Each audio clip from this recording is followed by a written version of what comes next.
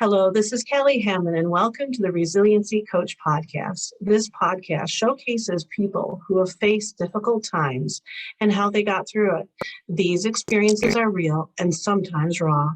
The people who share their stories are here to tell you you're not alone in your struggle. They share the tools and resources they use in healing. If you're looking for solutions for getting through tough times, contact us at www.resiliency.coach. So today, I'm interviewing my friend, Elizabeth May Robin. Elizabeth is a photographer, model, and director. She escaped an abusive marriage with nothing but financial debts and mental traumas. So, Elizabeth, thank you so much for being on my podcast today. Hi, Kelly. Thank you so much for having me. You're welcome. Can you share with us your story now? Absolutely. I'm originally from the Czech Republic. I lived in Prague, and basically I have to go all the way back to 7-8 years ago. I was 22. I lived in Prague. I was working. My career was blooming. Everything was sort of great. And then one day I met this guy, and we just madly fell in love, right? He was the perfect guy, like for every girl, you have the checklist, and he just ticked every single box almost. And I was like, oh my God, I found the one. And so we started dating and so on. And he told me that he was half Turk, half Swiss. So none of these countries were in EU, and he was in Prague for work. And after 3 months or 2 months of dating, he told me that his work placement finished, and he has to go back to his country, to Switzerland. But because we were, so in love, and it's like the beginning of the relationship, he told me, well, there is one way how we can stay together and how I can stay in Prague with you. And that is a marriage. We can just get legally married. And I was like, oh my God, I love you, but I don't know you. So I said no. But then he was just talking about this and sort of manipulated me into, it's just a paper. It's just a paper. If it doesn't work, we just get divorced, And so in the end, I said, okay. So we wanted to get married in Prague, but right before the wedding happened, he got deported, or he was supposed to get deported from the Czech Republic because his visa was expired. So I basically canceled all my work for the upcoming months, and I flew with him to Turkey, and we got married in Turkey. Secretly, nobody knew about that. And then we came back, and I basically called my family, and I said, okay, so this is, XYZ, my husband. and my family was not even surprised, to be fair, because they just, they know me, and they know that I am an adventurer. But, to this point, to this level, it was a little bit shock. But yeah, they loved him. I loved him. And so he applied for residence in the Czech Republic. But after a half year of trying to get the residence for him as my husband, it didn't work out because they didn't believe us. Like, they saw it through. So we were going to, police every single week, having the interviews, and it was really long, and it was a horrible struggle. By that time, I was kind of financially kind of broke because I was the only person who was working and sort of, paying everything there. And we were just, this whole process took so long. So then he came up with an idea to move to Switzerland because he can work there because he's from Switzerland, right? So I was like, you know what? At this point, I'm kind of lost here. And if that makes you, more successful and happy, then, we can try it. I was like, Switzerland, come on, it seems like a beautiful country. So I said, you know what, let's try it and see. So we organized moving to Switzerland. And there was a first massive red flag. I got a job through his uncle there, because you cannot really work there or get residence without a job. It's basically just in the US. And then my husband at the time, he applied for a residence over me. And I didn't really understand why would he need to do that, because if you are a citizen of the country, you don't need to do this. But then, they were all like, him and his family there, they were all about, this is how it works in this country, blah, blah, blah. And I didn't know it. I didn't speak a word of German. I was just completely brand new to the country. So I kind of had to believe, like what they were saying, because why wouldn't I believe? And so he applied over me, but before he got the residence, I got kicked out of the country because they didn't believe me that I was doing the job without German knowledge. So that was after a few months of already so many problems happening in Switzerland, when we were still not working, but kind of had to pay everything and getting into debt. And I said, well, that's unjustified, it's very, like, you cannot do that. Like, I got a legal residence. So I basically sued the government for for doing this to me. And then it started the whole process that lasted for another year. During this year, I was not allowed to work. I was not allowed to leave the country. So I did not see my family. I was basically like a prisoner in the country. And yet I still had to pay everything. Right. And Switzerland, everything is so expensive, just things like rent and food and so on. So I went from, being quite happy in my life to like having literally nothing and nobody around, and I couldn't leave. And it was really bad between us as well, partly because of all these legal issues, but also partly because I started to see who the person really was, and that he was very manipulative and very jealous and basically very controlling. And so I already there started developing really deep, depressions and stress and trauma and everything. And after a year, he got the residence. I got the residence at a similar time. So we were like, okay, I was full of hope that this will finally bring, it's going to be fruitless and fruitful, and we will start working and pay off our debts. Because at that time I had, like, my husband told me, look, we don't know how long this process will be going on, but we need to pay off all these things. And because I was the only one with the resident, he told me we had to take a loan from the bank to be able to pay everything, but it had to be written on me. And I didn't want to do it because I was like, I don't even want to stay in this country. The first 3 months, I was like, I'm going back to Prague. But yeah, manipulation, it just, he just worked me out the way I didn't know. Like, I was not aware that, hey, like, he's doing this to me. I was blindly in love. And so eventually I mean, we took the loan, it was written on me. And then when we got the residence, we started working. We moved to another place, and things started to be better financially, but still not to the point to be able to pay off the debt. But things started to be really, really bad in relationship. So 2 years in the marriage, after 2 years, I already left him once. Then I left him, like, throughout the 5 years, I left him like 4 times because I was just unable to be with him. And the problem was that I couldn't leave the country because he had the residence over me. And so we had to wait for 5 years for him to stay in the country to be able to, to stay there after. Because if I leave, he has to leave too, as my husband. And so I was just put in this kind of almost a prison, situation when I couldn't really do anything. Yes.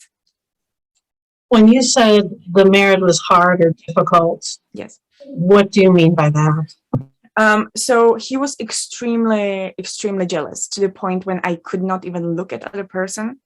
He did not trust me at all, even though I did not give him any reasons to. But he was just jealous of anybody, even I had long time male friends who I had known since school, and he would forbid me to see them. He would forbid me to. He wanted me to delete all the pictures with my ex-partners, all the pictures with all the males that basically I had a picture with, and he would just. And even though I would fight everything because I was not this kind of personality, that created the issue because I wasn't really doing what he wanted. So there were constant fights. Like I was constantly trying to stand up for myself, but it just didn't work because he was able to, like, it almost looked like he was enjoying this, and he was extreme narcissist. So he would go, like, he had no empathy whatsoever to the people. So he just wanted whatever he wanted to do. So when he wanted me to cut the contact with all the males that I know, I was like, that's just, you cannot do this. These people are dear to me, and I've known them much longer than I've known you, and if you do that, it's gonna take away from me, and he did not care. He just didn't see it as a valid reason.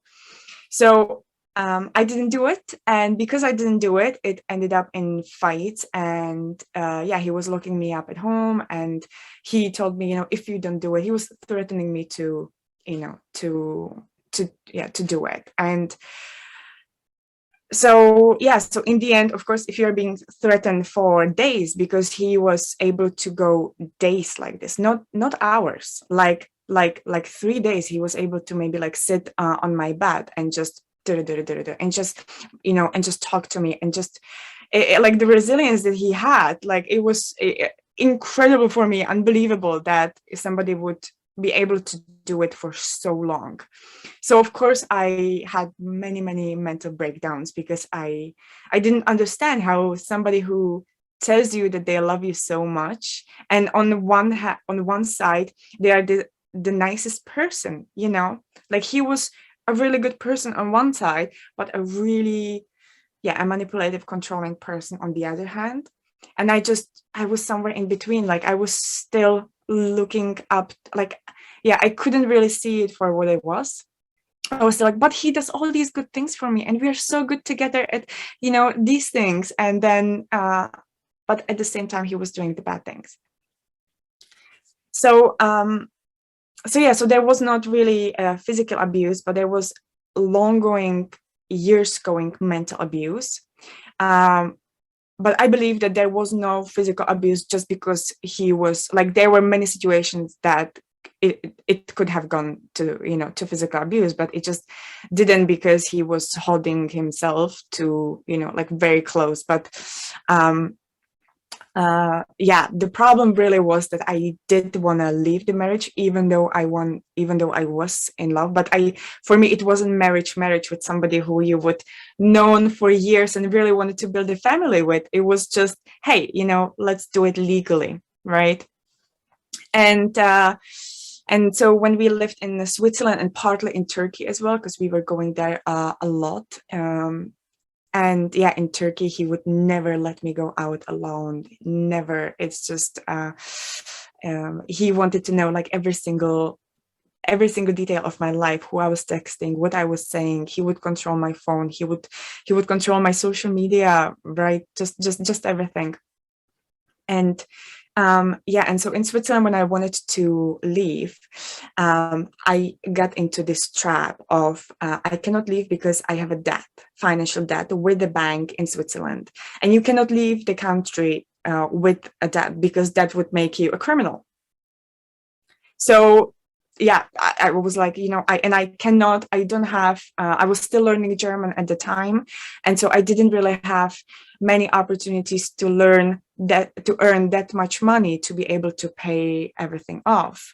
So because we couldn't pay it off, we were getting deeper and deeper in debt as we went, and at the same time we couldn't really go anywhere. So I was in this for 5 years in Switzerland, from which the last 2 years were the worst, when I wanted to commit suicide at some point because I just didn't know the way out. I just lost my life, and I didn't have any friends there much. I couldn't do anything that I would like to do because of the finances, but because of him also, because he wouldn't just let me. And I was like, and at that time when I was like, it's just, I can't handle it anymore, I spoke up. I talked to my family, and basically my family, everybody combined their finances, all the savings they had, and they sent it to me so I could pay my dad. And then I moved out to my friend's place just for 2 weeks, and basically 2 weeks, like, I paid it off. And I think, 3 weeks after that, I was on the plane to London, start a new life. And then it has, of course, continuity. I came to London, and 2 weeks later, COVID hit and lockdown happened. So I basically ended up again without absolutely nothing. And it was a real struggle the first year because I couldn't work legally again, because I couldn't get the residence in the UK because of the lockdown. Anyway, so I ended up making it work. And I got sort of illegal work at some shop. And at that shop, thank God, I met my current partner, who I've been with for 2 years. And as we started dating, and I was very emotional, and I was still holding this baggage of the trauma and everything was so fresh. Like, I didn't have the time to really heal myself properly. Like, he wanted to start a relationship, but it took me, months to sort of like even see that there is some interest.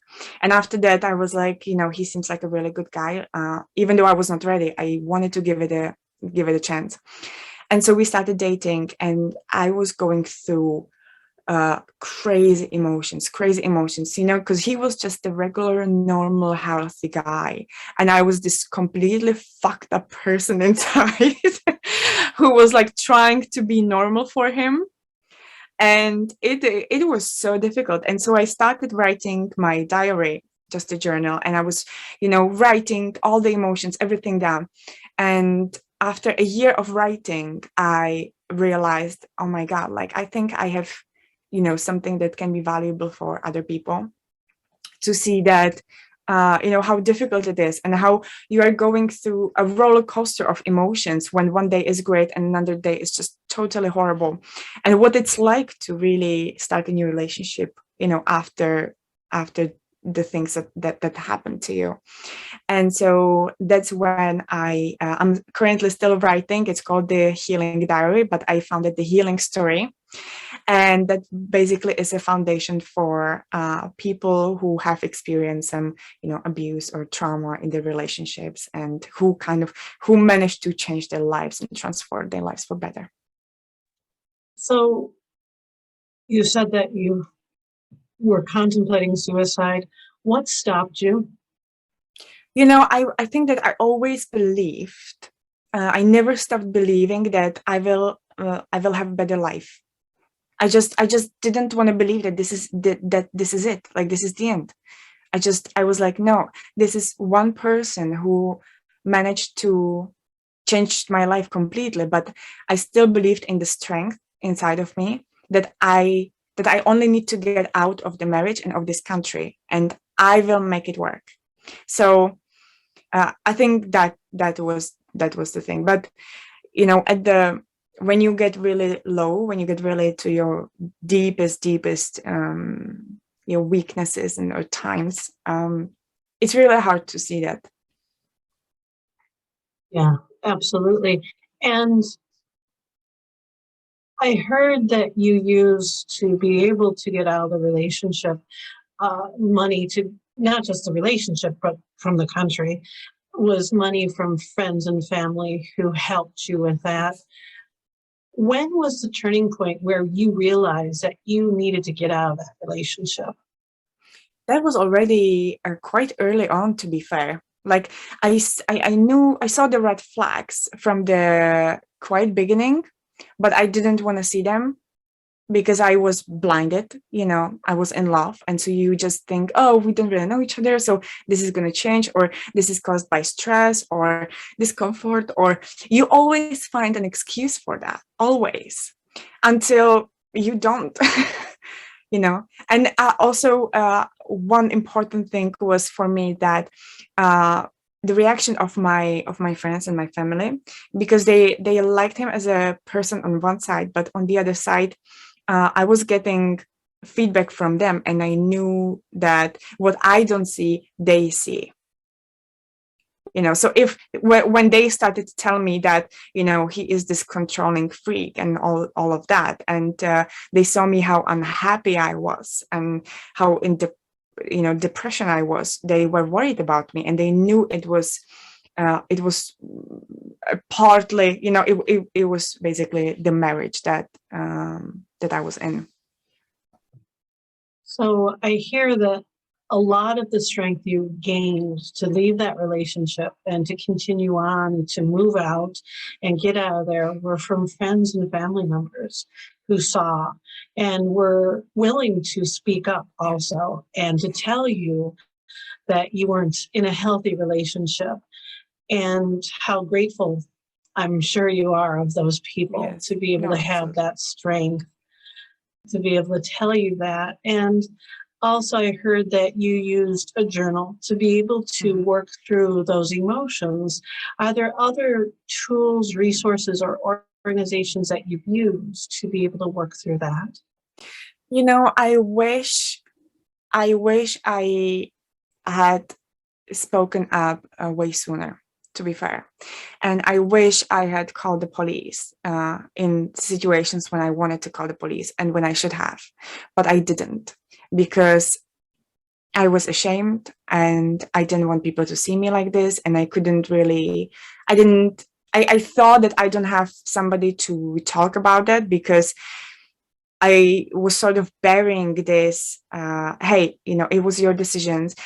Even if you ended up in this way, it was still you who said yes to the moving, even though I didn't know what it's going to be like. I was just blaming myself for everything, and also because he was blaming me for everything, right? So it was so I just felt like, because my family was involved in it financially, because so many times they helped us financially as well, because he was like, we don't have money, just call your mom. And I'm like, I can't do that, like, my mom doesn't have money either. And he's like, yeah, but we need more, like, he just so I felt such a shame that, after all that, I would like I didn't have the right to be unhappy, basically.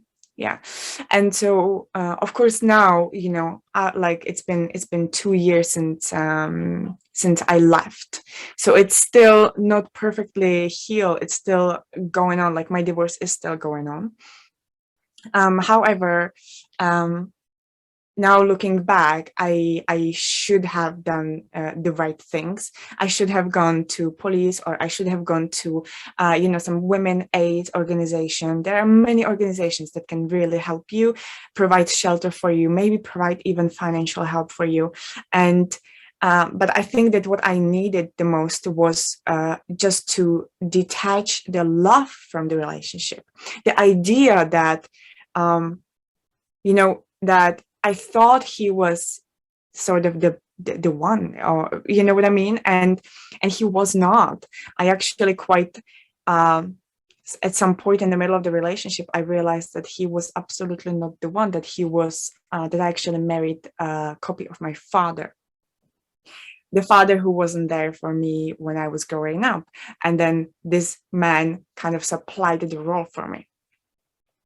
So all these realizations, of course, made my life completely different, because now I feel like it's still me. I'm sort of rebuilding myself up, but I am very, very different person. Like, I look at things differently, and relationship in general, relationship with my parents, with my father. And I definitely would say to anybody who is in a situation like that, just don't be afraid to ask for help. And it doesn't matter whether it's friend, whether it's family, or whatever organization, just go and ask for help. Like, you are not alone in this. You don't have to be alone in this. Absolutely. That's great advice for anybody going through anything like that. And you're right. It's the person who is the abuser.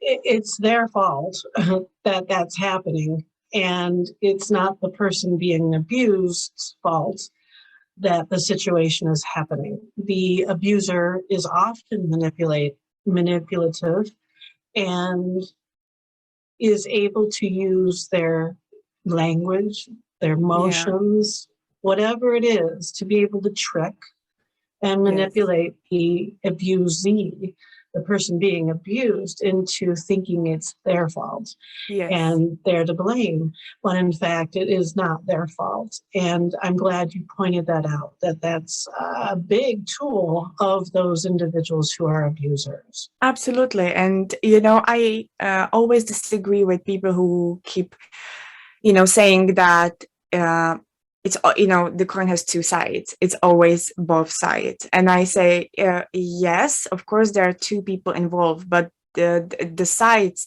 that doesn't mean that they are equal. It can be 98% and 2%. So of course, I've done things that,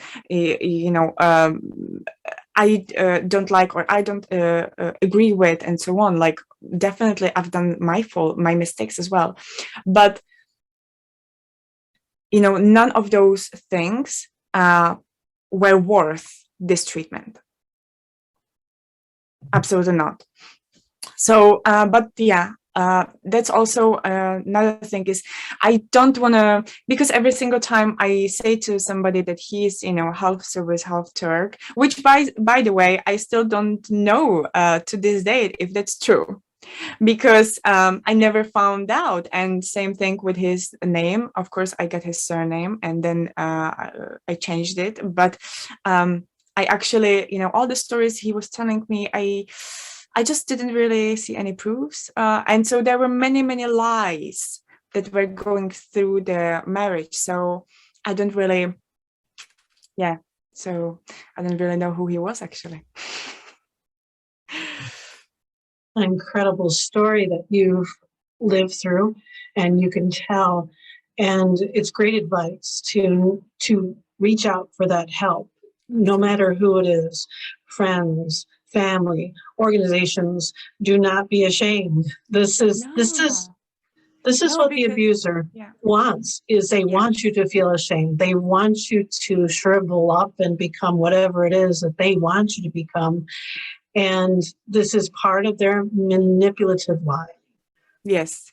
No, exactly. They want to control you, right? So they would do anything to get there. And you're right. You're right. People say there are two sides of the coin. There are. However, when somebody is being beaten down mentally, physically, sexually, emotionally, whatever the abuse is, when they're being beaten down, their strength may not be half that coin or even 2% of that coin. That individual is being beaten down so badly that they don't have the strength to stand up for themselves and to do what they need to do to be able to get out of that relationship. And so I'm glad you are sharing this story with us, so that we can gain from your strength to know that it is not the person being abused's fault, that there is a way out, that there is a way to heal also. There is a journey. There are people that are willing and wanting to help. There are organizations out there. There's friends, there's families, there's strangers who want to help also.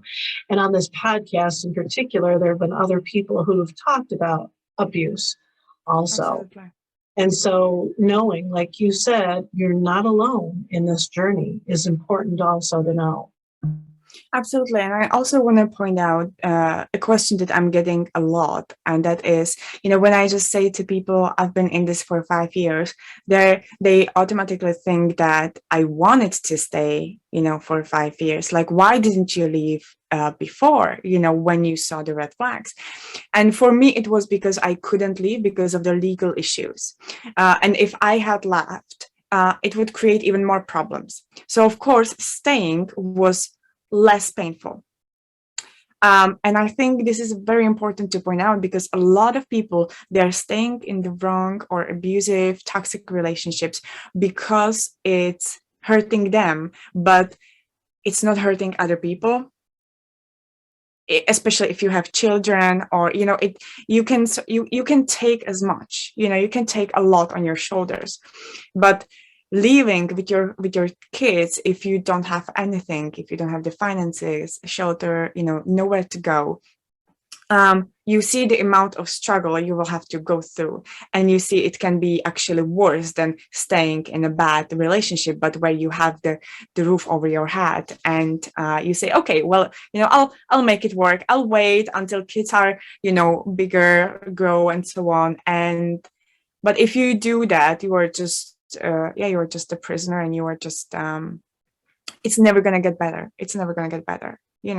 I feel like leaving, like finding the strength, and it wasn't easy. I had to basically leave the marriage, leave the country, start a completely new life in a different country without knowing anybody, in lockdown, without any money. But that was the best thing I could have ever done for myself, ever. And now I am so much happier. I am just I don't know if I would be even alive if I had stayed there. It just no, it was definitely the best thing that you can do, is to do the right thing for yourself, no matter how difficult it is. Even if you were to, I don't know, eat potatoes for weeks, it's gonna get better. Trust me, it is gonna get better, because you will find the strength in yourself.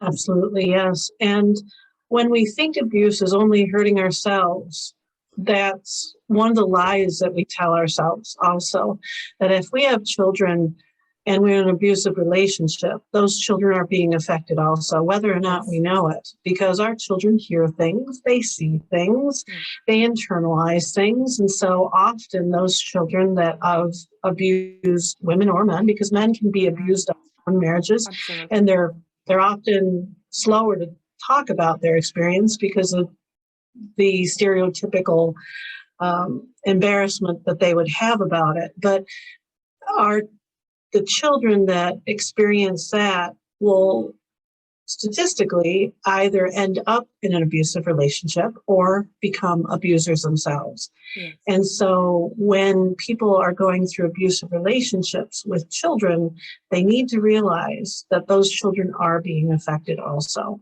and to take that into consideration also. Absolutely. And that's basically exactly my story, because my mom was married twice, and both her ex-husband were physically and mentally abusive to her, including my father. And so I was also, abused when I was younger. And so sort of growing up with these role models, I have, like, majority of memories I have from my childhood are the bad memories, of when one of the fathers was holding my mom and trying to strangle her, and all these things. So of course that will affect you. And after, when I started dating, when I got into my teenage years, surprisingly, I had normal relationships, like very normal, with really normal, nice, very nice people or guys. And then when I met my ex-husband, and I realized that he is like a carbon copy of my father, that's when I realized that, oh my God, he is just not the one for me. It's just the father that I was missing, but he is exactly the same.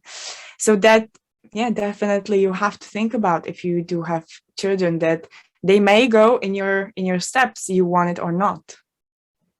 For me, I also want to mention that the healing process that I did afterwards, after coming to London, I knew that I I have to go through therapy. I have to start, doing a lot of work on myself. When I was younger, I had a lot of stomach issues, a lot of surgeries, and I was going through years of therapy because of that, because I became anorexic, and so I had the experience with therapy and sort of rebuilding myself already from that time. And of course, parent issues, and that was all there. And so now I felt like, okay, I have to do it again. And so I started not just like writing the journal, but also like coming to it and doing like exercises, real exercises, doing hypnotherapy, doing, starting meditation, and really changing the paradigm of my mind, and just trying to change the way I was thinking about certain things that were just put inside my mind when I was growing up, because they were just things that I saw or I knew. And now realizing, hey, no, now is the time to change it and start believing that, the new healthy way. So I think this is also very important, because the things will not just change on their own. Like, we have to do the work ourselves, and it's really painful sometimes.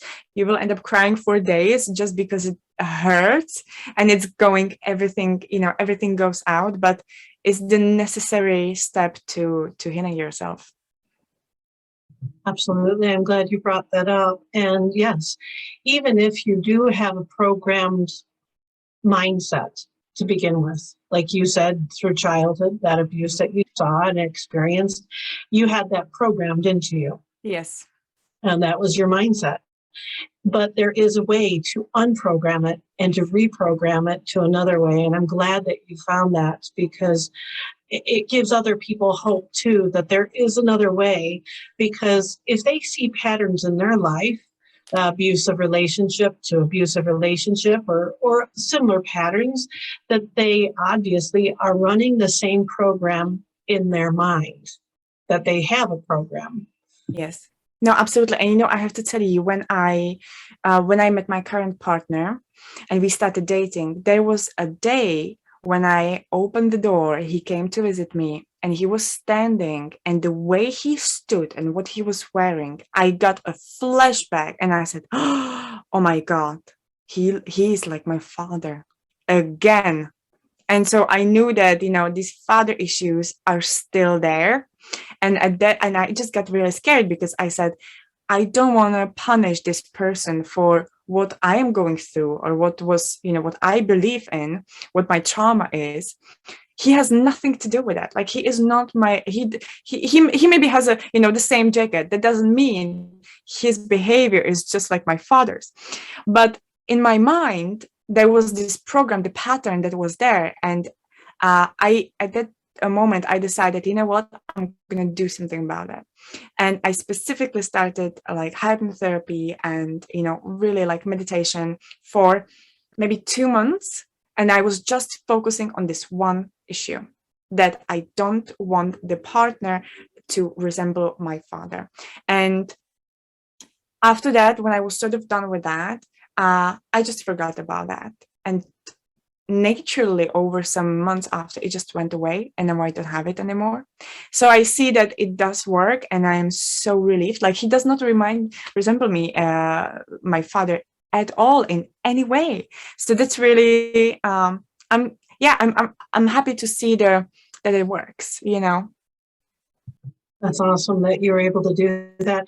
It brings up a point, though, too, is that if you have an inner voice or an inclination or intuition, whatever you want to call it, telling you to avoid somebody, listen to that voice. Mm-hmm. You might ask the question, though, where is this coming from? You can ask that question, but that inner intuition that says, go away, you should listen to that, because there are two different things going on. There's the programming, and then there's the intuition. There's two different things. The programming is based on our perception of reality, like your reality, and you realize, though, that it wasn't reality. and or the intuition where like we get on a bus and we're like, oh, that person sitting next to us, there's something wrong with them. We need to listen to that. So we need to know the difference in our own self too, to be able to go deep enough to say, okay, was that just intuition or was that a pattern that I'm experiencing? Absolutely. But to trust ourselves.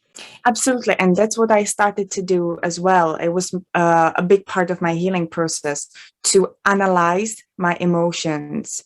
Every single thing that was happening to me, I would write it down, and I would, just like a homework, I would analyze, and I would be like, I would try to find the reasons, even though, even though if you don't know what the reason is, because it can be 10 different things that can affect what you're feeling, but just write it down, because you will feel like something will sort of like draw you. Will feel that some things from them will sort of talk to you more.